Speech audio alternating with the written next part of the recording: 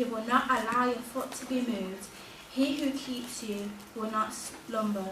Behold, he who keeps Israel shall neither slumber nor sleep. The Lord is your keeper. The Lord is your shade at your right hand. The sun shall not strike you by day, nor the moon by night. The Lord shall preserve you from all evil. He shall preserve your soul. The Lord shall preserve your going out and your coming in from this time forth and forevermore. I like this verse because it's just because we go through so much in life, and just to know that God is always there for you through everything, through pain, through heartache, and it just encourages me as a person, because whenever I read it, it just like reassures me that God is always there for us in everything that we do in life. So yeah. Amen.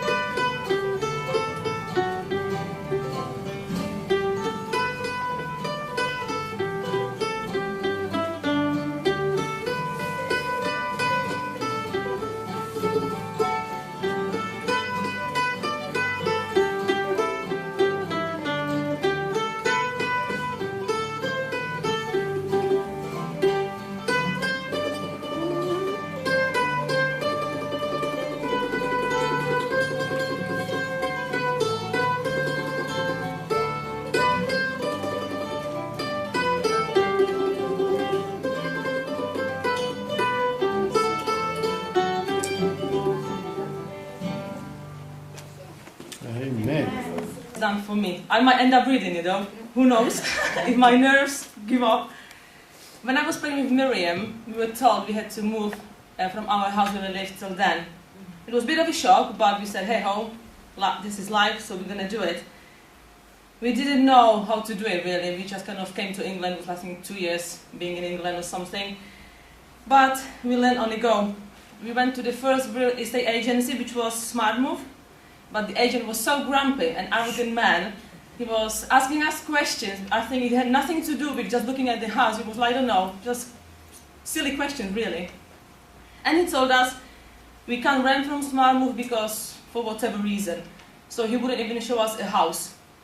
So, well, we were like, okay, sounds strange, but I think he knows what he's doing. We carry on looking and through different real estate agencies, but there was nothing really suitable for us.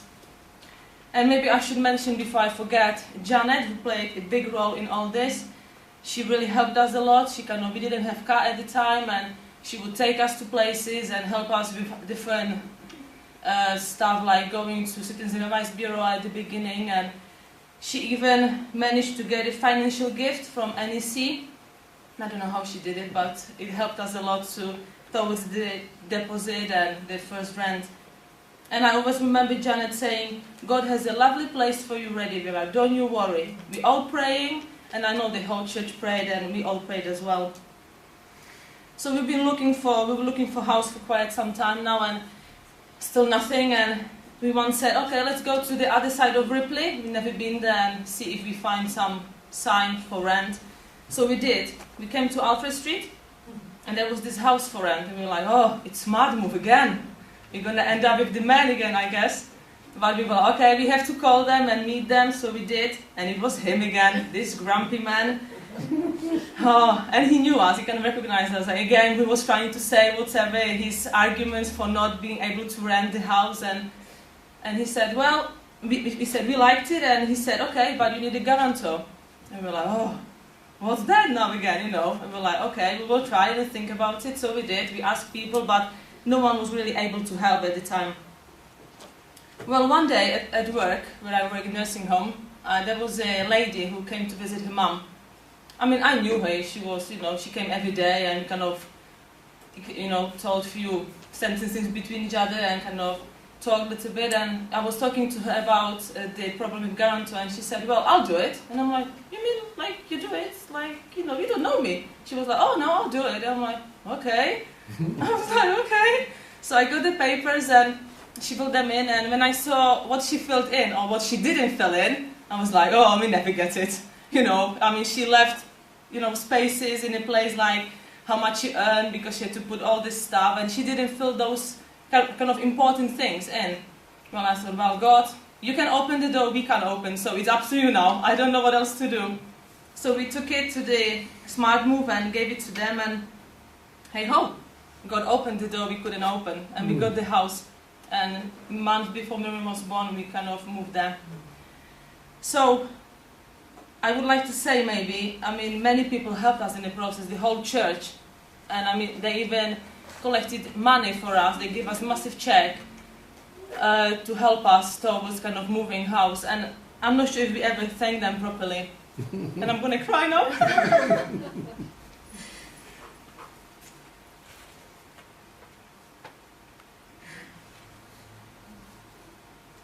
We were really touched how amazing these people are. I mean, we were foreigners, we are people who, you know, hardly knew English. They didn't know us much. But still, people in this church were so kind and loving. They really showed what true Christian is. I mean, they help us. I mean, since then, I mean, even now, you know, I don't think I ever met such a loving church and such a loving people. And I hope God blesses you all the time. Amen.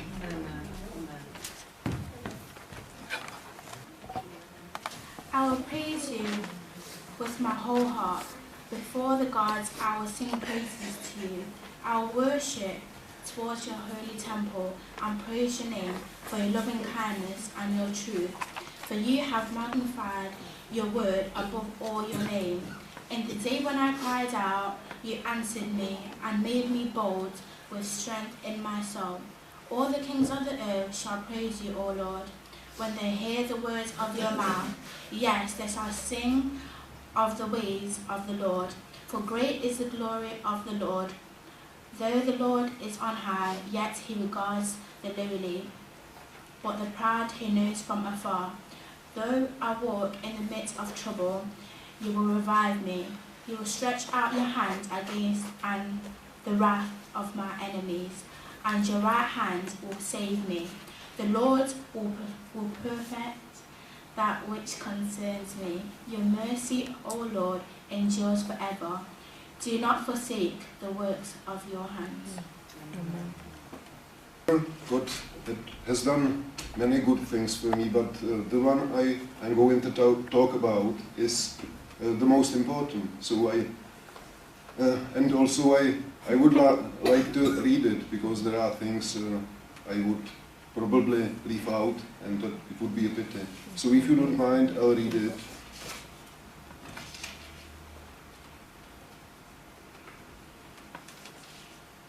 So when I was about 22 years old, I started to live a terrible life. I had just divorced my first wife and left her with our 3 years old son on their own. I started to drink a lot, and I was taking drugs too. I also left my job and lived on benefits. When I was 27 years old, I was living in countryside. I painted pictures, practiced Buddhist and esoteric meditations, and experimented with drugs. Once I experimented with psychedelic mushrooms, and by mistake I applied a few very poisonous ones, and I was poisoned. I woke up in hospital and was having terrible hallucinations, which made me escape from the hospital at night time, and I was actually dressed up in pajamas only and slippers. I went to the house which I had rented, but on the way there I was still having hallucinations. I decided to commit suicide. I attempted twice but fortunately failed. After that I had hallucinations for a few more days, but I did not want to kill myself anymore. I'm sure it was God who helped me to survive this event. My mother and father, who found out what had happened, helped me and invited me to live with them, and things started to get better soon. I got myself a job and stopped taking drugs. Then when I was 30 years old, I started to be interested in Jesus and I wanted to know more about him. I started to read Bible and started to attend worships and masses in various churches in order to find out which of them is the right one for me. At the end of the search, I was taking lessons in Methodist Church and Adventist Church at the same time. I said to myself that a church which was going to baptize me first would be the right one. But it was Methodist who wanted to baptize me first, so I became a Methodist, but was still taking lessons in Adventist Church. After some time I realized I had decided wrong and left Methodist Church. I was baptized once more in Seventh-day Adventist Church. A year later I met Vera, and another year after that we got married. I'm sure God saved me twice. For the first time when He did not let me die, when I got poisoned, and then for the second time when He made me believe in Jesus. Amen. Amen.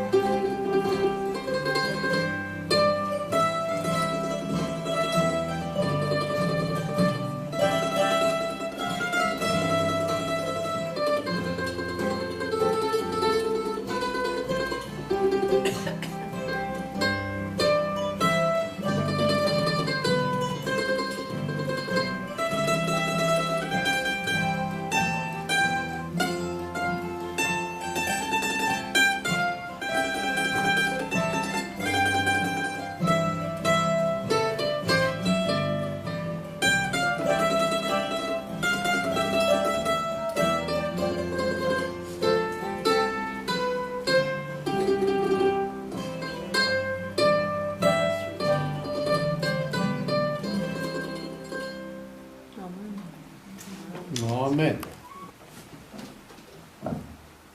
So our theme for today is what God has done for me. And I'd just like to quickly share one example of God's guidance in my life. This was during my time studying at college. So I don't know if you guys know, but the mid-January examination period is a very stressful time for a lot of students across the UK. And this year I was lucky enough to be one of them. So this wasn't really helped by the fact that I had 4 consecutive days of exams. So I'll just describe to you what I had. It began with chemistry, then it was followed by biology, then psychology, and then critical thinking to top it all off. So it was the 3rd exam, really, psychology, that posed the greatest challenge for me. During the Christmas break, I've been very organised, quite disciplined with my revision, and I had revised all my subjects, including psychology. But for this exam, it seemed like there was a impossible amount of information to take in. So that meant that I hadn't been able to cover all the topics that were in the exam, neither had I been able to do any practice papers. The chemistry and biology exams that preceded the psychology meant that I wasn't able to do as much revision as I liked because they demanded so much attention. I remember returning home from my biology exam the day before psychology, and picking up a textbook was the last thing I really wanted to do. That combined with not feeling very well meant that not much revision was done that night. And this was my situation one day before the exam, not looking very good at all. I decided to go to bed early, and I woke up at 4 AM the next day to start revising what I could before leaving for college. I don't think I've ever felt so unprepared, so anxious, so helpless for an exam, which things I'm usually quite prepared for. So before I left, I prayed with my mum, and I was praying on my way to college too, because I knew that any hope of me even passing the exam lay in God's hands. Unfortunately for me, on the exam, a number of topics which I hadn't been able to revise did come up. So I left thinking I was very sure of my failure. Actually, I thought actually my thoughts just turned to how I could revise for the resit in summer. But going forward a few months in time to March, to results day, you can understand that I was quite apprehensive about my results, especially for psychology. So to find out that I had achieved an A star with 96% of the marks came as a great blessing and surprise for me. Amen. So I think a verse that really sums up this experience is Mark 10, verse 27. And not just my experience, actually, the experiences of all of us as youth. I'll read it for you from the New King James Version. It says, "With men it is impossible, but not with God. For with God all things are possible." So to conclude, I and the youth of Sutton would like to encourage you to trust in the Lord with all your heart, and lean not on your own understanding. In all your ways acknowledge him, and he shall direct your paths. Amen. I'm going to read from Psalm number 119, verses 9 to 16. How can young people keep their lives pure? By obeying your commands. With all my heart I try to serve you. Keep me from disobeying your commandments. I keep your law in my heart, so that I will not sin against you. I praise you, O Lord. Teach me your ways. I will repeat aloud all the laws you have given. I delight in following your commands, more than in having great wealth. I study your instructions. I examine your teachings. I take pleasure in your laws. Your commands I will not forget. And we are going to sing our